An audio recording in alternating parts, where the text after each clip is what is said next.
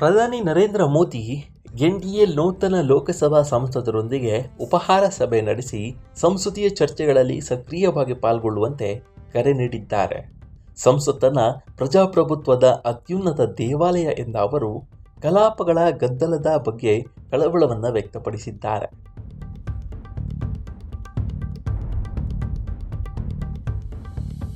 ಸಂಸತ್ತಿನ ಇತಿಹಾಸವನ್ನು ಅಧ್ಯಯನ ಮಾಡಿ ರಾಜ್ಯಗಳ ಅಭಿವೃದ್ಧಿಗೆ ಶ್ರಮಿಸಲು ಸಲಹೆ ನೀಡಿದ್ದಾರೆ.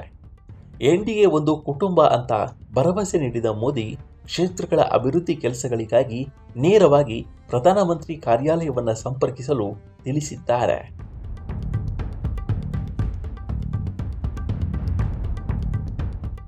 ಹೌದು, ಪ್ರಧಾನಮಂತ್ರಿ ನರೇಂದ್ರ ಮೋದಿ ಅವರು ಎನ್ಡಿಎ ಮೈತ್ರಿಕೂಟದ ನೂತನ ಲೋಕಸಭಾ ಸಂಸದರೊಂದಿಗೆ ಉಪಹಾರ ಸಭೆಯನ್ನು ನಡೆಸಿದ್ದಾರೆ. ಸಂಸದೀಯ ಚರ್ಚೆಗಳಲ್ಲಿ ಸಕ್ರಿಯವಾಗಿ ಪಾಲ್ಗೊಳ್ಳುವಂತೆ ನೂತನ ಸಂಸದರಿಗೆ ಇದೇ ವೇಳೆ ಮೋದಿ ಕರೆ ನೀಡಿದ್ದಾರೆ.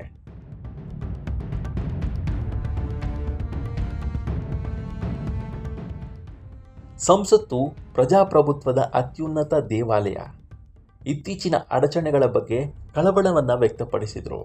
ಈ ಗದ್ದಲದಿಂದ ಹೊಸ ಸಂಸದರಿಗೆ ಸದನದಲ್ಲಿ ಮಾತನಾಡಲು ಅವಕಾಶ ಸಿಗ್ತಿಲ್ಲ. ಇದು ಅವರಿಗೆ ಮಾಡುವ ಅನ್ಯಾಯ. ಸಂಸತ್ತಿನ ಕಲಾಪಗಳು ಸುಗಮವಾಗಿ ನಡೀಬೇಕು. ನೂತನ ಸಂಸದರು ಸಂಸತ್ತಿನ ಇತಿಹಾಸವನ್ನು ಅರ್ಥ ಮಾಡಿಕೊಳ್ಳಲು ಅಧ್ಯಯನ ನಡೆಸಬೇಕು ಅಂತ ಸಲಹೆಯನ್ನು ನೀಡಿದ್ದಾರೆ.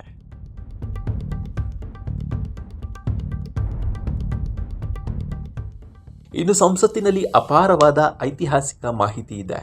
ಚರ್ಚೆಗಳಿಗೆ ಸಿದ್ಧವಾಗಲು ಅದನ್ನು ಬಳಸಿಕೊಳ್ಳಿ. ನಿಮ್ಮ ರಾಜ್ಯಗಳ ಅಭಿವೃದ್ಧಿಗಾಗಿ ಶ್ರಮಿಸಿ. ರಾಜ್ಯಗಳು ಪ್ರಗತಿ ಸಾಧಿಸಿದಾಗ ಮಾತ್ರ ದೇಶ ಪ್ರಗತಿ ಹೊಂದುತ್ತದೆ ಅಂತ ಪ್ರಧಾನಿ ಮೋದಿ ನೂತನ ಸಂಸದರನ್ನು ಉದ್ದೇಶಿಸಿ ಹೇಳಿದ್ದಾರೆ. ಈ ಉಪಹಾರ ಕೂಟದಲ್ಲಿ ಶಿವಸೇನೆಯ 7, national citizens party of India ಅಂದರೆ NCPIನ 20 ಮತ್ತು NCP ಬಣದ 2 ಸಂಸದರು ಸೇರಿದಂತೆ ಸುಮಾರು 45 ಸಂಸದರು ಭಾಗವಹಿಸಿದರು.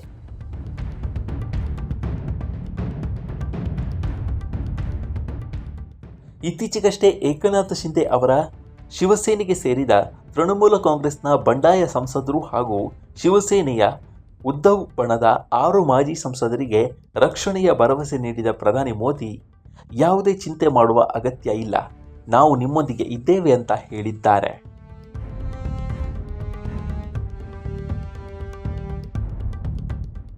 ಎನ್ಡಿಎ ಒಂದು ಕುಟುಂಬವಿದ್ದಂತೆ. ನಾವು ಮೈತ್ರಿಕೂಟದ ಪಕ್ಷಗಳ ಜೊತೆಗಿದ್ದೇವೆ. ಪ್ರತಿಯೊಬ್ಬ ವ್ಯಕ್ತಿಗೂ ಗೌರವ ಮತ್ತು ಅವಕಾಶ ನೀಡಲಾಗುತ್ತೆ. ನಾನು ಎನ್ಡಿಎ ಕೇವಲ ಒಂದು ಪಕ್ಷದ ಪರವಾಗಿಲ್ಲ, ಬದಲಾಗಿ ಪ್ರತಿಯೊಬ್ಬ ಸಂಸದನೊಂದಿಗೂ ಇದ್ದೇನೆ. ಎನ್ಡಿಎಯ ಪ್ರತಿಯೊಬ್ಬ ಸಂಸದರಿಗೂ ನನ್ನ ಬೆಂಬಲ ಇದೆ. ನೀವು ಯಾರ ಬಗ್ಗೆಯೂ ಚಿಂತಿಸಬೇಕಾಗಿಲ್ಲ ಅಂತ ಪ್ರಧಾನಿ ಮೋದಿ ಭರವಸೆಯನ್ನು ನೀಡಿದ್ದಾರೆ.